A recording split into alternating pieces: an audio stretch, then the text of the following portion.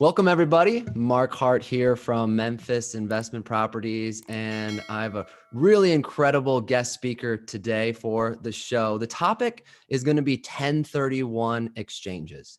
And from a high level perspective, you got to ask yourself the question, if you like paying taxes on the profits of your real estate portfolio, then this show and interview is not for you. But if you want to find a way to not pay taxes, to keep more of your profit so you can scale your real estate portfolio and ultimately get more passive income, then you need to meet my friend Scott Saunders. Scott, welcome. How are you doing today? Hey, Mark, I'm doing great. Great to be with you. And I really love talking about this topic. And it's just a pleasure to be with Memphis Investment Properties and you, and being able to chat about the benefits of a 1031 exchange and what the mechanics are and how they're such just a powerful tool for investors to grow their portfolio and build their cash flow, build their wealth. Yeah, well said. It definitely is a very powerful tool. So for those that don't know, the beginners out there, what the heck is a 1031 exchange? Great question, Mark. It's really simple. When you hear the word a 1031 exchange, it goes back to something called Section 1031 of the tax code. So the tax code has all these numbers for different sections. This section deals with property that's held for investment. And it says if you take any property you're holding for investment and instead of selling it, you exchange it, and we'll talk more about that, you can defer paying all capital gain taxes. So the big Wow. benefit to an investor is you get to take all that equity that you built up and all of that gain, and you get to redeploy it into better performing properties rather than having to pay Uncle Sam off the top and then take your net equity after tax. You get all the gross equity working for you in another piece of property or properties, right? You can go, you've seen that all the time where people sell one larger property and they buy multiple smaller properties and really bump up their cash flow. Yeah, I mean, one of the big things that we're definitely seeing right now is, right, a lot of California investors that have been holding on to their properties for many, many years now. They've achieved incredible appreciation and equity, and then they're being able to work with you, do a 1031 exchange and buy multiple properties and really increase their cash flow and really increase, double or triple their passive income, which is, ultimately why we're all here. So we're, definitely going to dive more into that. But why don't you just tell us more about yourself, Scott? What's your background? What's your history? How long you been in Thanks, Mark. 1031s? I've been doing 1031s. I had hair when I started doing 1031s. Not really, but I probably had a little fuzzy things on the side. I started doing this way back in 1988, before we even got guidance from the IRS on how to do it. So I kind of stumbled into the whole industry when it was just growing. And really, this is all I've done, our 1031 exchanges. I started out, you mentioned California. So I was out in the California Bay Area, and that's where I started. I now live in Colorado, a little bit south of Denver, and do exchanges all around the country. So, kind of like what you said, I certainly see some of the trends where people are deploying out of the West Coast, right? California, Oregon, Washington, and they are shocked with the returns they can get when they go to a Midwest market like Memphis, and they look at that and they go, wow, they take all that equity, which is really amazing what's happened on the West Coast. Mm-hmm. But there's not a whole lot of cash flow. And then you take that and you go to a market like Memphis and you go, wow, there's a whole lot more cash flows can be coming in off of that exact same equity when it's redeployed out there.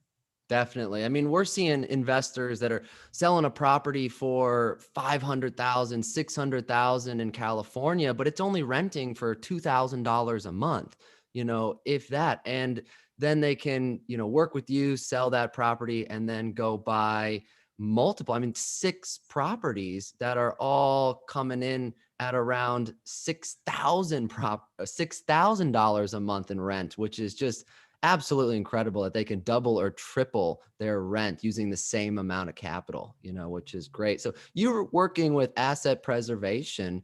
Why don't you tell us more about API? Yeah, thanks. So asset preservation is been around for over 30 years. We're a leading national qualified intermediary. In fact, the headquarters is out in California. We've got an office out in New York, and we're a subsidiary of Stewart Title. So we've got a larger title insurance company that's our parent, which Mm. is great from a security standpoint, right? It's nice to have a company that's tied in with a larger parent organization that provides some of those internal controls and financial backing. So we act as what's called a qualified intermediary, which if you know nothing about exchanges, that's a weird term, right? A qualified intermediary. We're that middle man, that middle company that prepares some of the paperwork to set up an exchange that's needed. We hold the funds, and then we prepare paperwork to purchase replacement property, depending on where you are. And I imagine your audience is national. You mentioned California. In the West Coast, you'll hear us called an accommodator or facilitator, sometimes an intermediary, sometimes a QI. The IRS calls us a qualified intermediary, but all of those terms define what asset preservation is that middleman company that helps put everything all together in a 1031 exchange. Wow. So since you've been doing this for this long, how many 1031s you think you've completed in your career? Oh, That's a tough lots and question. lots. Yeah. If I were to tell you honestly, it's well north of 100,000. So 100,000. 100. And that's not volume, sales volume or equity. That's just the number of transactions you've completed. Yeah. Yeah. Wow. Well north of that. Well north of that. And you only need to do it 10,000 times to be an expert. So you're definitely, you know what you're doing. That's wonderful. So sounds like you guys got a great process that's very streamlined, with API. Yeah, we try to make the process very user friendly, kind of like you started off. A lot of people maybe haven't done a 1031 exchange. They've got one or two rental properties, they've gone up in value, and then they hear about this as a tool. So your choice is either pay a whole lot in taxes, or if you're going to go ahead and reinvest, look at a 1031 exchange and boosting your returns. So we try to walk people through the whole process. When somebody calls us, we'll ask some initial, we kind of call them intake questions, get an idea of how they hold title, what's their equity, what's their debt, how long have they held the property. And then we try and explain the rules, kind of what we'll talk about today. What are the time deadlines? How do you do an exchange? So a really good qualified intermediary is going to kind of hold your hand through a transaction. So you're not just out there trying to stumble around and figure it all out, but as you set it up, there'll be some initial questions and then guidance. When you close, there'll be some additional guidance on kind of what the time deadlines are. And then when you start to purchase property, same thing there. So we're really involved all the way through the process with the investor. And so, these are it's such an incredible tool, right? Just to even have the 1031 exchange. But now moving forward, not to get too political with everyone here, we have seen the current administration. I've, heard a few little birdies out there, that have brought up they may get rid of 1031 exchange. I know you're heavily plugged into that scene there. Can you tell us more about that and what you've heard? Yeah, Mark, I'd be happy to do that. First of all, when you talk about an incredible tool, let me kind of just start there. This has been in the tax code since 1921. So we're literally on the 100th anniversary of 1031 exchanges. So it's been used by people for a long, long time through economic downturns, from times when things are booming and everything in between. And the types of investors are so broad, right? It could be a rancher or a farmer owner. It could be somebody who owns a business. Maybe they have a shop. It could be the small investor. It could be the large investor, and everything in between. So just, from the beginning, 1031s are a powerful tax strategy that help investors of all sizes. So you mentioned that there have been some, rumblings. What happened, and I'll give you a little of the backstory, is when people run for president, they come out with tax plans. And all politicians do. Here's our idea on this side or that side. And I want to make really clear to your audience, this isn't a partisan issue. So there have been different administrations, Republicans and Democrats, that have seen 1031 and maybe not understood the value and said, well, maybe we could have it go away and get that additional revenue coming into the IRS to fund other programs. So throughout the years, we've seen that. With the Biden administration, he came out with a tax proposal of a bunch of ideas that he had if he was elected president. And one of those touched upon 1031 exchanges in his proposed tax plan as a candidate. And so keep in mind, when you run for office, you throw out all sorts of ideas and they probably have a bent towards your perspective. Then when you get into office, now you've got to work together, right? You've got to work with senators and people in Congress, in interest groups and lobby, and then what's practical and what's realistic. So in my opinion, sometimes when you come out with a proposal, it's a little more big, it's a little more broad. And when you get into office, now you've got to work through the real world. And maybe what you craft is something that maybe isn't quite as large as you proposed. It's going to be a little bit more narrow. In the proposal, President Biden had talked about 1031 exchanges, and his proposal was potentially eliminating them to pay for some new spending programs on childcare and elder care.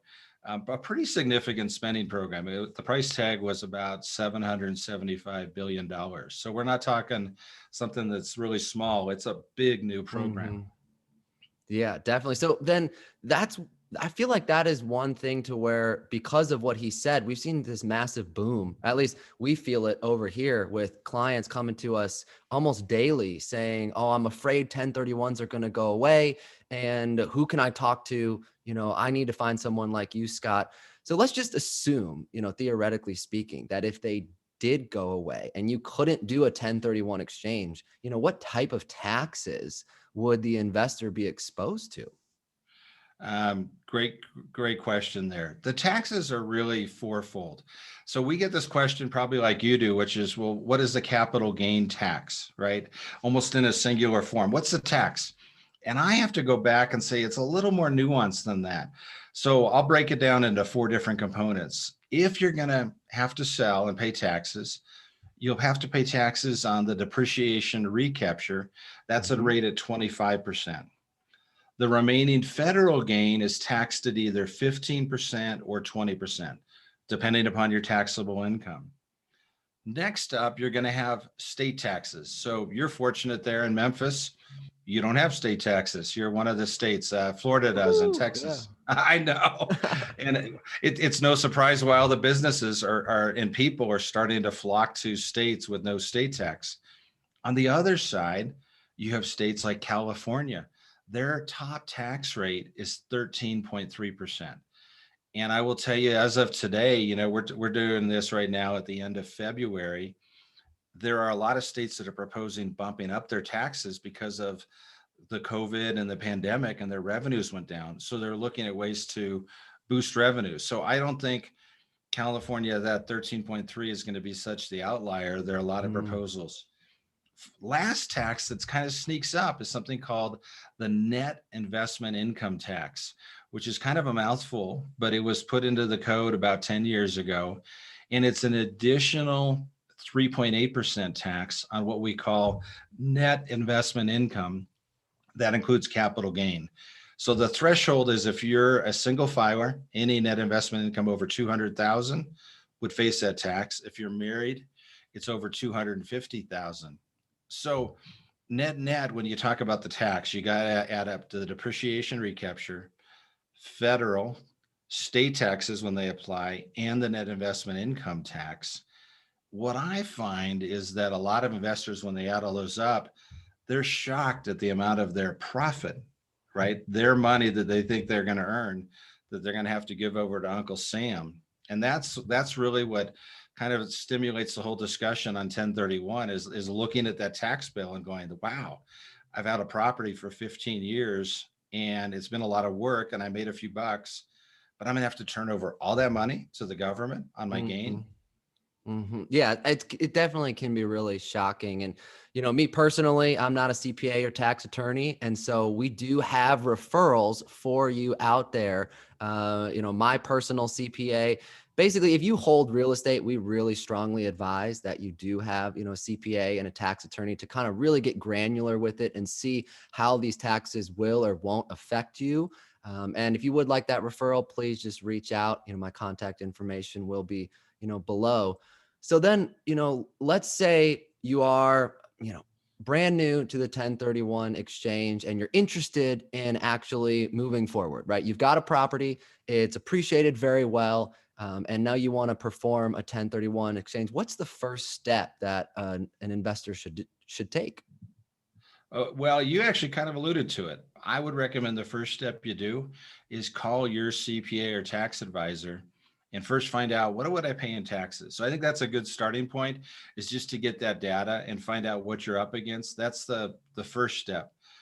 The next step would be, you can set up a 1031 exchange officially once you've got a buyer for your property. So you have to have a property that is held for investment, that now is under contract, and you've got a buyer for it. You've opened it up with your local closer or title company. That's the point in time when you can begin moving forward with an exchange. After that, what you need is, and this is a really important step, and unfortunately we run into dozens of people every month that fail to do this. If you want to set up a 1031 exchange, really important is contacting a qualified intermediary, getting them in place before you close. I can't tell you how many right? times. Keyword before. Exactly. Exactly. That's the big one, everyone. The most important thing you got to know, if you want to get it done, contact Scott or a qualified intermediary before you close and sell your current property. That's it. Well done. So critical. It probably comes up multiple times a week where I talk to somebody who wanted to do an exchange and they closed a few days earlier, a week ago, and they just heard about it. So if you're a first-time investor and you're considering this, make sure that you put the 1031 exchange, you get it set up before you close. And even if you don't end up buying, let's just say you set up an exchange and it doesn't work out, you don't find anything. The costs are relatively nominal to do it. The average qualified intermediary, the fees somewhere around $1,000. It could be 900, it could be 1,200, but let's say around $1,000. It's not a percentage of your price like a real estate agent. So that's your fee to potentially set it up. And then you've got a certain amount of time to look for property. If it doesn't work out, that's really all you're out. But at least it gave you a chance to defer all those taxes. Wow. And that's incredible to see. Like you said, it's not based on the percentage of the value of the subject property that you're trying to sell. It's just a fixed costs. So we definitely recommend. It's always worth a conversation, right? Just to see if it's something that you want to do. So then let's go more. So let's continue with this process here, of completing a 1031 exchange. So let's say you own the property and now you have it under contract to sell, and then we contact you. So then now tell us more about the time constraints that you're going to face going into a 1031 exchange. Sure. So what will happen is you contact a qualified intermediary. What they will need is a copy of your contract, and they'll need the information for the closer who's handling it. They're going to prepare some exchange documents, and I won't go through all of them, but the main thing is they're going to prepare an assignment agreement to assign that investor's right to sell the property to the qualified intermediary. So we technically, an intermediary, we step into the shoes and we become the seller of the property. We sell the property to the buyer. So when the closing happens, that's what we call day zero of a delayed exchange. So it closes, that's day zero. Then it's a really important time deadline is you have 45 calendar days till midnight of the 45th day to what we call identify property. So that's called the identification period. So closing date 0, 45 days to identify. Then you've got an additional 135 days after that to close on one of the identified properties. So you've got a really limited time windows, particularly in today's market. You see that where things turn over so quickly. You've got a limited time window to identify specific properties. Yeah, that's really good for everyone to know, right? There's that 45-day window when you have to identify. And identify, at a fundamental level really just means write down the address and give it to Scott, right? You don't have to actually close on the property. So during that 45-day window, that can be a little bit stressful, right? You have to find one properties, but also, quality properties. So that's why here, at Memphis Investment Properties, we want to basically make a commitment to all of our 1031, clients and investors out there, that we will give you a first look at our properties to make it easier for you to identify during those 45 days. Knock on wood, we've been able to accomplish successfully 100% of all of the 1031s. So every single investor that's come to us and said, Mark, I'm in a 1031, I need to identify 1, 3, 5, 10 properties in 45 days, we've been able to accomplish it. So, we want to keep that batting average there at 100%. But also tell us more about, what types of properties that you cannot do in a 1031 exchange. Like, what does a like kind property even mean? Yeah, I'd be happy to do that. And hey, by the way, Mark, I just want to commend you and Memphis Investment Properties for doing that for investors. The biggest complaint we have is people saying, I don't know what I can buy in the market. Things turn over so quickly. So you making a commitment to 1031 exchange investors, giving them a look-see, a little time window ahead is just, it's a huge benefit. That is the biggest stressor that we have in the marketplace. So kudos to you guys for doing that. I can tell you it is so much appreciated by 1031 investors. Yeah. I'll switch gears on you. Like kind. This is one where there are a lot of misconceptions of kind of what is like kind property and then what doesn't qualify. So let me just take what does qualify is any property you hold for investment. So as long as you hold it for investment purposes, it can be exchanged for any other property held for investment or used in a business. So raw land is held for appreciation. There's no income. You could exchange that right into a rental home in Memphis. Mm-hmm. You can exchange for all sorts of different types of assets. It could be an apartment building. It could be commercial, industrial, retail, duplex, fourplex, even a vacation home, if it's held for investment, meeting certain requirements can qualify. So like kind is broad. I was just talking to somebody in Congress this morning, and they didn't know you can do an exchange on a conservation easement, on water rights, on air rights, on cell towers. So like kind is really, really broad. Now you had a question, which is what doesn't qualify. Super easy to keep that in mind. So number one would be your primary residence. You can't exchange out of an investment property and then go into a property you're going to live in. So it's got to be held for investment. So that's excluded. The other one is a little bit more interesting. It's any property where the intent is to hold for sale purposes, what we call dealer property. And where this comes up a lot, particularly in today's market where things are so frothy in some areas. Somebody can buy a property at one number, let's say for 200,000, and they could throw a little paint on it and fix it up and sell it for 280,000 a few weeks later in some places. Mm-hmm. If that property, even if you make a profit on it, but if it isn't held for investment, i.e. rental income, it doesn't qualify. And so sometimes we get that question, well, I made money on it. How come I can't do an exchange? And it's really simple. The code just says, if the intent is to hold for sale purposes, not long-term investment, i.e. rental income, you can't do a 1031 exchange. It's excluded. What's the time frame there in terms of what a long-term investment actually means? Does that mean, what if you hold it for just a year and then sell? Great question. There's a lot of misunderstanding. There's a lot of misunderstanding, Mark. So I appreciate you queuing me up for that one. So let me tell you right off the bat, there is no time period. And you might even hear from people locally, you got to hold it for a year or a year and a day or 18 months or 2 years. There's nowhere in the 1031 code where it says that there's a specific time period. It just says that your intent must be to hold for investment. So where it gets tricky is, look at my intent. My intent's up in my head, right? Right. So what is the IRS going to look at? They're going to look at your unique facts and circumstances. So the time period is important, but it's just one aspect of a whole bunch of things that they might look at in an exchange. So I know that's kind of it almost sounds like a fuzzy answer.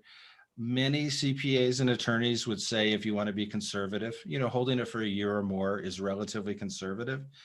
I would tell you from a more nuanced perspective, there are tax court decisions where people have held for less than that have held up. because they were able to establish that their primary intent was holding for investment. So probably, as you mentioned a little while back, it's a good one to check with your tax advisor and your CPA, look at your unique facts and circumstances, and maybe even a little bit, not only your situation, but also, your CPA and tax advisor's perspective. Do they tend to be more conservative or more aggressive?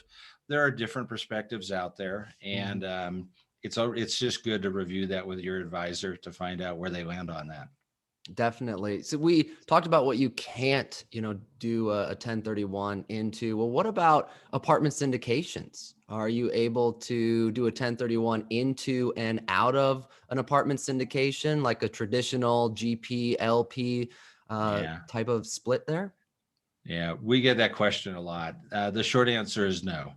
And the reason is, in a typical syndication, you're going to have a general partner and a bunch of limited partners, could be in an LLC, but the same concept.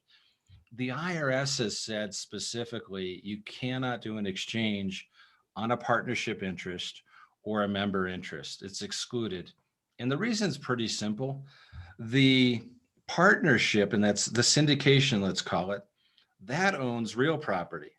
But if I have an interest in a partnership interest, that's a personal property interest in an entity that owns real property. Mhm. So at the end of the day, you have to do an exchange on a real property interest, not personal property. And we get this a lot. So it's specifically excluded from the code. You cannot exchange out of a syndication. You can't exchange into a syndication. Now, with that being said, there are some ways that if you're in a syndication and some of the people would like to exchange out, there are some strategies to maybe approach that. Or, and I'm sure you've seen this, Mark, sometimes in a syndication, if you've got just a few partners, maybe the whole partnership says, hey, we like to, as a partnership, keep intact. We'll sell this asset. We'll go buy a new asset in the same partnership. So partnerships, LLCs, if they stay intact, can do exchanges. Any entity can do an exchange, a trust, an S Corp, a C Corp, an individual. It just gets a little dicier now when you've got people in a syndication and some want to just cash out and Mhm. others would like to move forward in a 1031 exchange. Exactly. It sounds like you have to have, a team effort. If everyone's on board, then you can, 1031 out of it. But if not, if some people have, polarizing opinions and want to go their own ways, then you probably cannot. Then you definitely cannot. Hey, so let's say, it definitely sounds like you're an expert. We know that for a fact. A lot about 1031s here. So, for everyone out there, if they're interested in one, just learning more, and getting in contact with you, how would they go about that? Easiest way, well, a couple ways to get in contact with me. One would be my phone number, which is a really easy one to remember, Mark. It's 888-531-1031. So that should be an easy one to remember. My email is scott@apiexchange.com. And then finally, our company website is API Exchange. So it's A as in Apple, P as in Paul, I as in Igloo, and the word exchange.com. And by the way, there's a lot of information on that website. So we've got YouTube videos, just like we're doing here. We've got information for those of you that are a little more sophisticated and have advanced questions.